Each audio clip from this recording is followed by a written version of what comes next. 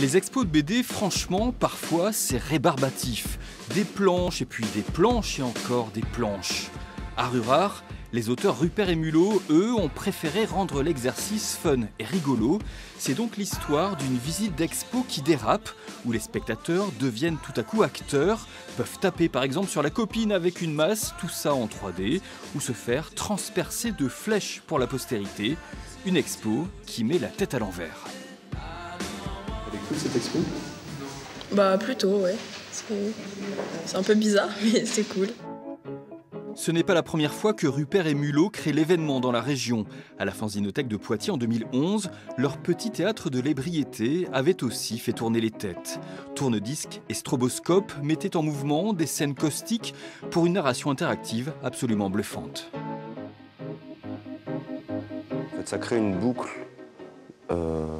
de 2 secondes. Et ensuite, il faut donc placer les personnages au bon endroit pour que, une fois que le stroboscope est calé avec le rythme du vinyle, l'illusion marche. De retour dans la Vienne à Rurart, centre d'art contemporain installé dans un lycée agricole, Rupert et Mulot bousculent à nouveau les codes, une marque de fabrique en quelque sorte.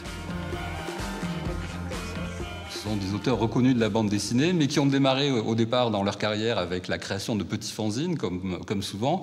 Et un de leurs premiers événements a été d'aller au Festival d'Angoulême sans jamais n'avoir réalisé de bande dessinée, en faisant des dédicaces, alors qu'ils n'avaient pas de bande dessinée à vendre. Donc on était déjà quasiment dans l'ordre de la performance à ce moment-là. Le secret de Rupert et Mulot, un humour potache allié à une force créatrice épatante, un vrai duo de petits champions pour l'art graphique hexagonal.